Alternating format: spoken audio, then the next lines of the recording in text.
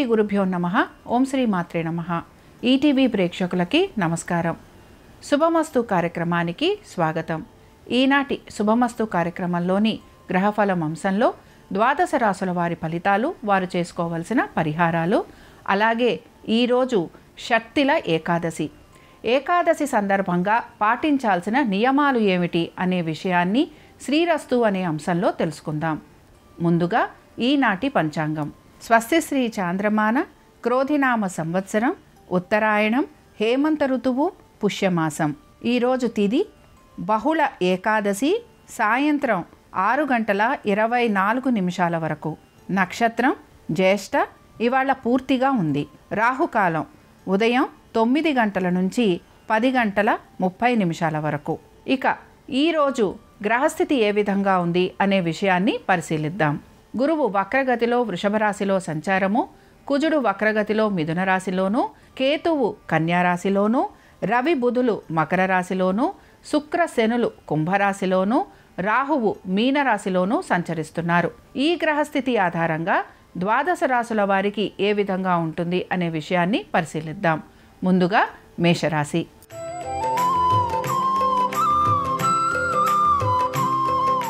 మేషరాశి వారి ఫలితాలను గనక పరిశీలిస్తే, మేషరాశి వారికి ఈరోజు ఆర్థికపరమైన విషయాలలో కొంత అనుకూలత అనేది గోచరిస్తోంది. ముఖ్యంగా మీరు గనక పెట్టుబడులు లాంటివి పెడుతూ ఉంటే వాటిల్లో మీకు అనుకూలమైన స్థితిగతులే గోచరిస్తున్నాయి. అలాగే ఉద్యోగస్తులు ఎవరైతే ఉంటారో ఉద్యోగస్తులు సానుకూలంగా వారి పనులన్నీ కూడా పూర్తి చేసుకునేందుకు ప్రయత్నం చేస్తూ ఉంటారు.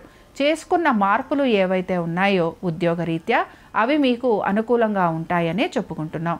వ్యాపారస్తులకి కూడా వారి వ్యాపారపరంగా అభివృద్ధి అనేది గోచరిస్తోంది. దీంతో పాటు వీరికి రుణ బాధలు మాత్రం కొంత అధికంగా ఉండేందుకు అవకాశాలుంటాయి. అదే గనక మీరు రుణాలు తీసుకోవాలి అని ప్రయత్నం కనుక చేస్తూ ఉంటే అవి మీకు సానుకూలంగా ఉండేందుకు అవకాశాలుంటాయి. ఆరోగ్యం గురించి జాగ్రత్త వహించాలి. అలాగే కోర్టు విషయాలు ఏవైతే ఉన్నాయో అవన్నీ కూడా మీకు సానుకూలంగా మారేందుకు అవకాశం ఉంటుంది. మేషరాశి వారు ముఖ్యంగా విష్ణు సహస్రనామాలు చదవటం వలన వీరికి మంచి జరిగేందుకు అవకాశం ఉంటుంది. అనుకూలించే దిక్కు తూర్పు, కలిసొచ్చే రంగు ఎరుపు, అదృష్ట సంఖ్య 5.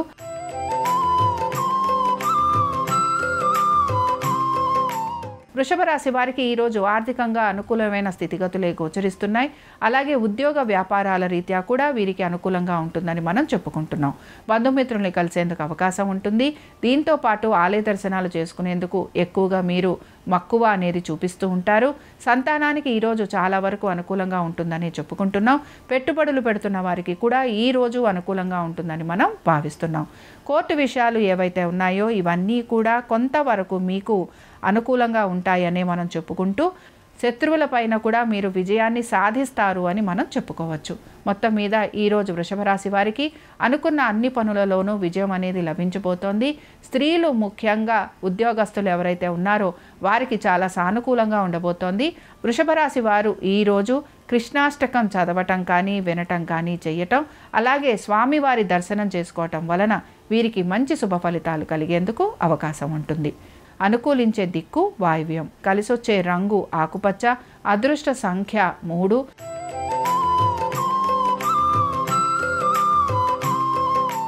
మిథున రాశి వారి ఫలితాలను గనక పరిశీలించినట్లయితే, మిథున రాశి వారికి ఈరోజు వృత్తి వ్యాపార పరంగా చక్కటి అభివృద్ధి అనేది గోచరిస్తోంది. ఆర్థికంగా కూడా ఈరోజు వీరికి అనుకూలమైన స్థితిగతులే కనపడుతున్నాయి. దీంతో పాటు కుటుంబ సభ్యులతోటి సమయం అనేది గడిపేందుకు ఎక్కువగా మీకు అవకాశం అనేది గోచరిస్తోంది. సంతానానికి చక్కటి అభివృద్ధి అనేది ఉంటుంది. విద్యార్థులకి చదువు పట్ల కొంత ఆసక్తి అనేది చూపిస్తూ ఉంటారు. అలాగే వృత్తిరీత్యా మార్పులు కోరుకుంటున్న వారు ఆ ఆలోచనని విరమించి ఉన్న ఉద్యోగంలోనే ముందుకు వెళ్ళాలి అని ప్రయత్నం అనేది చేస్తూ ఉంటారు. మొత్తం మీద ఇక్కడ మనం గమనించాల్సిన విషయం ఏంటంటే, ఆర్థికపరమైన విషయాలలో మంచి పురోగతి అనేది కనపడుతోంది కనుక మిథున రాశి వారు సమయానుకూలంగా నిర్ణయాలు తీసుకోవడంతో పాటు వీరికి ఎటువంటి సమస్యలు వచ్చినా కూడా మేము అధిగమించగలము అని చెప్పి మనోధైర్యాన్ని కనబరుస్తూ ఉంటారు. మిథున రాశి వారు ఈరోజు లక్ష్మీ నరసింహ స్వామివారి కరావలంబ స్తోత్రం చదవటము, వినటము, అలాగే స్వామివారి దర్శనం చేసుకోవటం వలన వీరికి మంచి జరిగేందుకు అవకాశం ఉంటుంది. అనుకూలించే దిక్కు దక్షిణం, కలిసొచ్చే రంగు నలుపు, అదృష్ట సంఖ్య 5.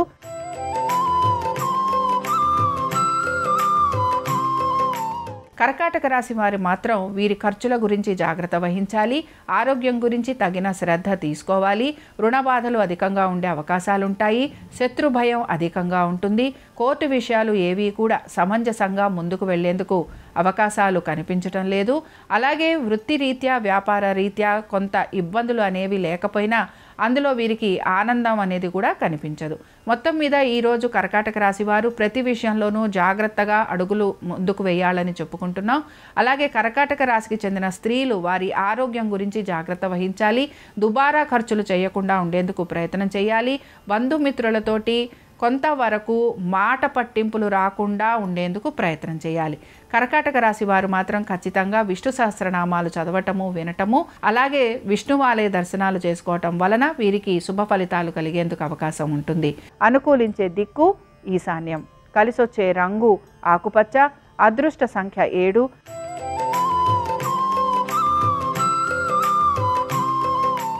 సింహరాశి వారి ఫలితాలను గనక పరిశీలించినట్లయితే సింహరాశి వారికి ఆర్థికంగా కొంత అనుకూలమైన స్థితిగతులే గోచరిస్తున్నాయి. వ్యాపారస్తులకి చాలా వరకు అనుకూలంగా ఉంటుందని చెప్పుకుంటున్నాం.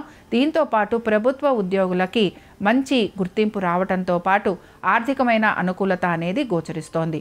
స్త్రీలకి కూడా ముఖ్యంగా ప్రభుత్వ ఉద్యోగులు ఎవరైతే ఉంటారో వారికి కొంతవరకు వారి వృత్తిపరంగా అనుకూలమైన స్థితిగతులతో పాటుగా ఇంక్రిమెంట్స్, అలాగే ప్రమోషన్స్, వీటికి సంబంధించి కూడా మంచి మాటలు వినే అవకాశాలు ఎక్కువగా ఉంటాయి. ముఖ్యంగా ఐటీ రంగంలో ఉన్న వారికి కూడా మంచి మార్పులు అనేవి గోచరిస్తున్నాయి. అలాగే వ్యాపారంలో ఉన్న వారికి కూడా చాలా వరకు ఆర్థికపరమైన విషయాలలో వీరికి అనుకూలత ఉండటంతో పాటు రుణ బాధలు, రుణ ఒత్తిళ్ల నుంచి కొంత బయటికి వచ్చేందుకు అవకాశాలు ఎక్కువగా ఉంటాయి. సింహరాశి వారు ఈరోజు కృష్ణాష్టకం చదవటం కానీ, వినటం కానీ చేయటం, అలాగే కృష్ణుని దర్శనం చేసుకోవటం వలన వీరికి మంచి శుభ ఫలితాలు కలిగేందుకు అవకాశం ఉంటుంది. అనుకూలించే దిక్కు తూర్పు, కలిసొచ్చే రంగు ఎరుపు, అదృష్ట సంఖ్య 5.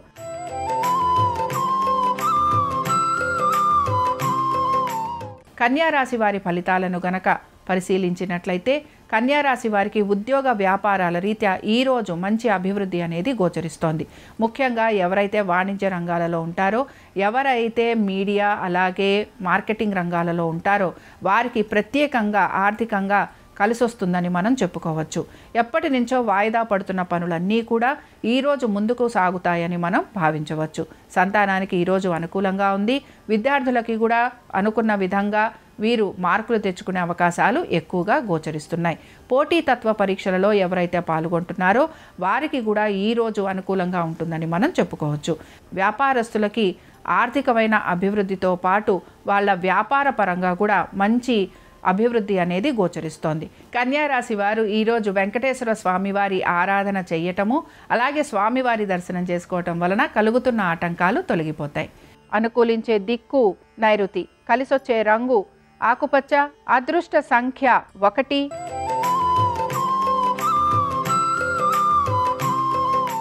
తులారాశి వారి ఫలితాలను గనక పరిశీలించినట్లయితే తులారాశి వారికి ఈరోజు ఖర్చులు అధికంగా ఉండేందుకు అవకాశాలుంటాయి. అలాగే కొంతవరకు రుణ బాధలు అధికంగా ఉండేందుకు అవకాశాలుంటాయి. దీంతో పాటు మీ సంతానం ఒక విద్య గురించి, ఆరోగ్యం గురించి జాగ్రత్తలు వహించాలి. పెట్టుబడులు పెడుతున్న వారు మాత్రం కొంత జాగ్రత్తగా పెట్టుబడులు పెట్టాలని మనం చెప్పుకుంటున్నాం. ఆర్థికపరమైన విషయాలలో ప్రణాళికాబద్ధంగా ముందుకు వెళ్లేందుకు ప్రయత్నం చేయాలి. ఉద్యోగస్తులకి పెద్ద మార్పులు చేర్పులు కనిపించటం లేదు. వ్యాపారస్తులకి కూడా పెద్ద మార్పులు ఉండే అవకాశాలు గోచరించటం లేదు. దీంతో పాటుగా ప్రభుత్వ ఉద్యోగులు ఎవరైతే ఉన్నారో ప్రభుత్వ ఉద్యోగులకి మాత్రం కొంత చిన్న చిన్న మార్పులు ఉండే అవకాశాలు కనపడుతున్నాయి. అయితే పెద్దగా ఆందోళన చెందాల్సిన అవసరం అనేది గోచరించటం లేదు.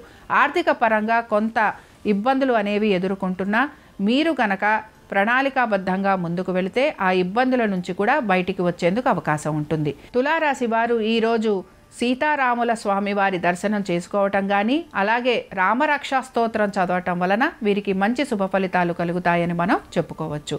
అనుకూలించే దిక్కు దక్షిణం, కలిసొచ్చే రంగు ఎరుపు, అదృష్ట సంఖ్య 8.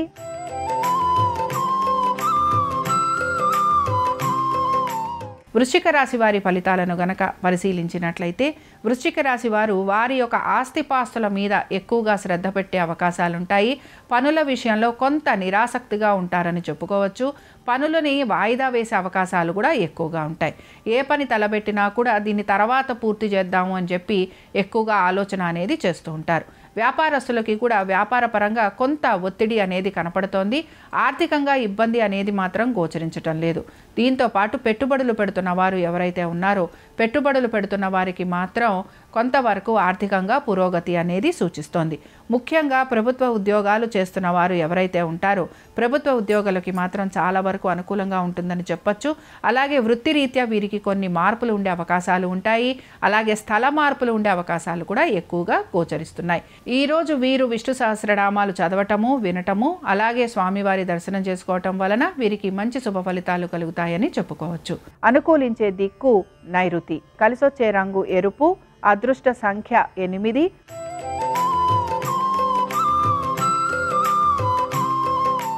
ధనురాశి వారి ఫలితాలను గనక పరిశీలించినట్లయితే ధనురాశి వారు ఈరోజు వారి ఉద్యోగం గురించి, ఆర్థికపరమైన స్థితిగతుల గురించి, అలాగే వాళ్ళ ఒక బంధుత్వాల గురించి ఎక్కువగా ఆలోచన అనేది చేస్తుంటారు.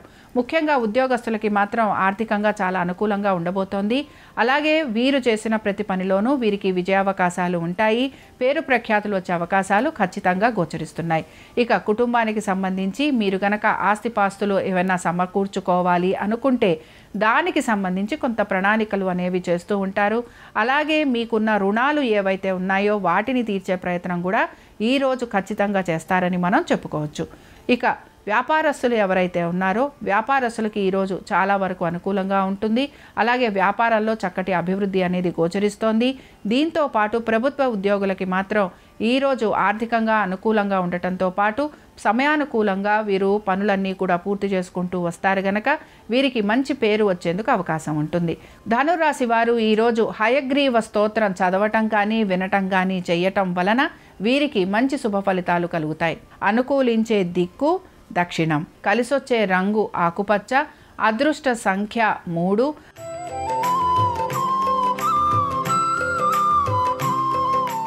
మకర రాశి వారి ఫలితాలను గనక పరిశీలించినట్లయితే ఆర్థికంగా చక్కటి అభివృద్ధి వైపుగా వీరు ముందుకు వెళ్తున్నారని మనం చెప్పుకోవచ్చు.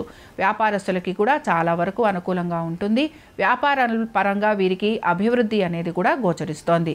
ముఖ్యంగా ఆర్థికపరమైన విషయాలలో జాగ్రత్తలు తీసుకుంటూ అడుగులు వేస్తారు గనక ఈరోజు వీరికి ఆర్థికపరమైన విషయాలలో కొంత అనుకూలత ఉండటంతో పాటు జాగ్రత్తగా కూడా ఉంటూ ఉంటారు గనక తొందరపడి నిర్ణయాలు అనేవి వీరు తీసుకోరు. వాయిదా వేస్తున్న పనులు ఏవైతే ఉన్నాయో అవి సానుకూలంగా మీరు పూర్తి చేసేందుకు ప్రయత్నం అనేది చేస్తూ ఉంటారు. వ్యాపారస్తులకి కూడా చాలా వరకు అనుకూలంగా ఉంటుందని చెప్పుకుంటున్నాం. అలాగే ఉద్యోగస్తులకి కూడా ఈరోజు అనుకున్న పనులన్నీ సానుకూలంగా పూర్తి చేస్తారు కనుక ఎవరికి కూడా సమాధానం చెప్పుకోవాల్సిన పరిస్థితులు గోచరించటం లేదు. ఇక సంతానానికి ఈరోజు చాలా వరకు అనుకూలంగా ఉంది. పెట్టుబడులు పెడుతున్న వారికి కూడా కొంతవరకు అనుకూలంగానే ఉంటుందని చెప్పుకుంటున్నాం. ఆరోగ్యపరంగా వీరు తీసుకుంటున్న జాగ్రత్తలు వీరికి మంచి శుభ ఫలితాలను ఇస్తాయి. మకర రాశి వారు ఈరోజు శ్రీ రామరక్ష స్తోత్రం చదవటం కానీ వినటం కానీ చేయటం, అలాగే స్వామివారి దర్శనం చేసుకోవటం వలన మంచి శుభ ఫలితాలు కలిగేందుకు అవకాశం ఉంటుంది. అనుకూలించే దిక్కు నైరుతి, కలిసొచ్చే రంగు ఎరుపు, అదృష్ట సంఖ్య 8.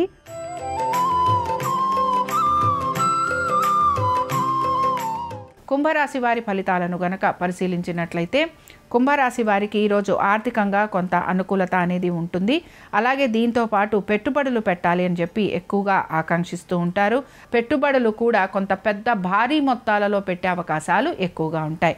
కాబట్టి భారీ మొత్తాలలో పెట్టుబడులు పెడుతున్న వారు జాగ్రత్తగా ఉండాలి. సంతానానికి సంబంధించి అనుకూలత కనపడుతోంది. అలాగే మీ సంతానం కనుక విదేశాలకు కనుక వెళ్ళాలి అని ప్రయత్నం చేస్తుంటే దానిలో సానుకూలత అనేది సూచిస్తోంది. ముఖ్యంగా పాస్పోర్ట్ల కోసం ప్రయత్నం చేస్తున్న వారికి ఈరోజు చాలా వరకు అనుకూలంగా ఉంటుందని చెప్పుకోవచ్చు. ఉద్యోగస్తులకి ఆర్థికమైన అనుకూలత, అలాగే వారి ఉద్యోగాల్లో మంచి మార్పులు అనేవి వీరికి ఆనందాన్ని కలిగిస్తూ ఉంటాయి. వ్యాపారస్తులకి కూడా వారి వ్యాపార పరంగా చక్కటి అభివృద్ధి అనేది గోచరిస్తోంది. దీంతో పాటు వారికి ఆర్థికంగా కూడా అనుకూలమైన స్థితిగతులే కనపడుతున్నాయి. కుంభరాశి వారు లక్ష్మీ నరసింహస్వామి కరావలంబ స్తోత్రం చదవటం కానీ వినటం కానీ చేయటం, అలాగే స్వామివారి దర్శనం చేసుకోవటం వలన వీరు ఎదుర్కొంటున్న ఇబ్బందుల నుంచి బయటికి వచ్చేందుకు అవకాశాలుంటాయి. అనుకూలించే దిక్కు ఉత్తరం, కలిసొచ్చే రంగు ఆకుపచ్చ, అదృష్ట సంఖ్య 1.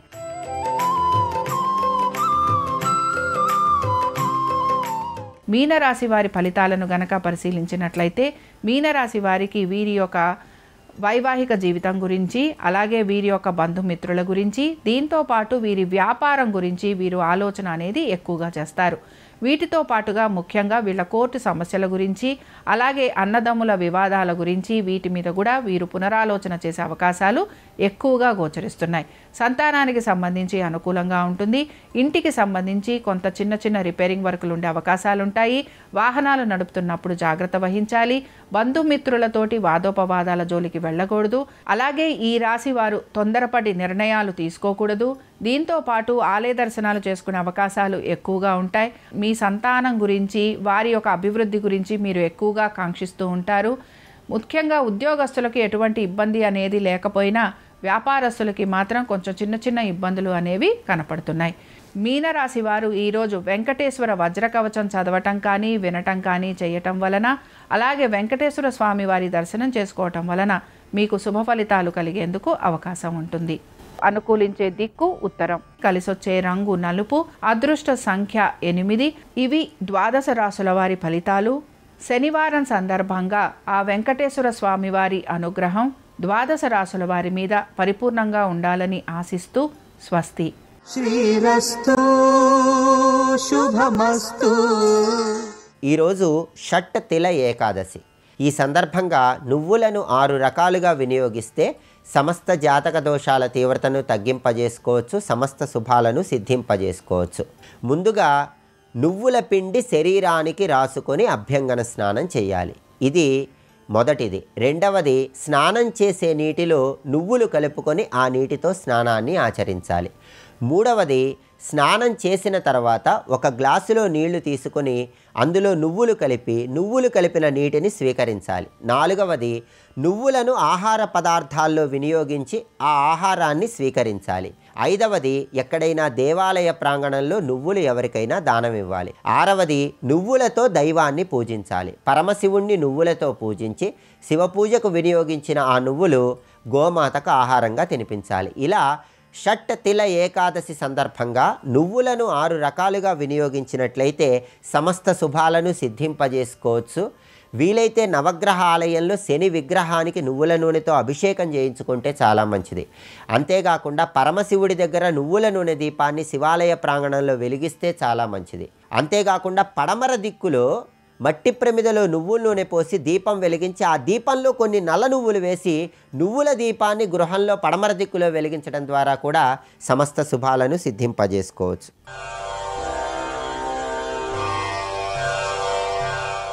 కృష్ణం వందే జగద్గురుం, కృష్ణం వందే జగద్గురుం.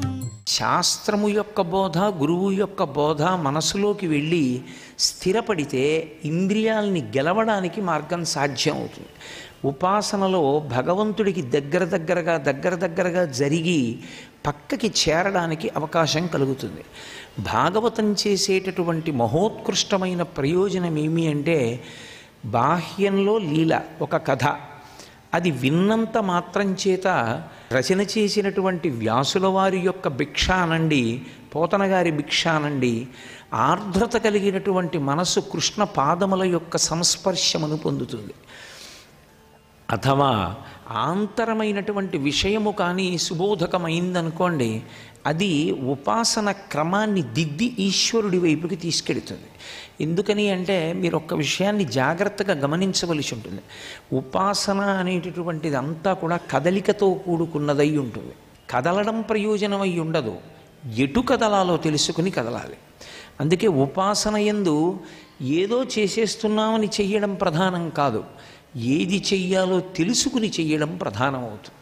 ఆ తెలిసి చెయ్యడం అన్నది చేతకానంత కాలం ఈశ్వరుడికి దగ్గర అవ్వడం కూడా అంత తేలిక అని చెప్పడం చాలా కష్టం. అందుకే రామకృష్ణ పరమహంస దీని గురించి చెప్తూ ఒక అద్భుతమైన ఉపమానం చెప్తారు.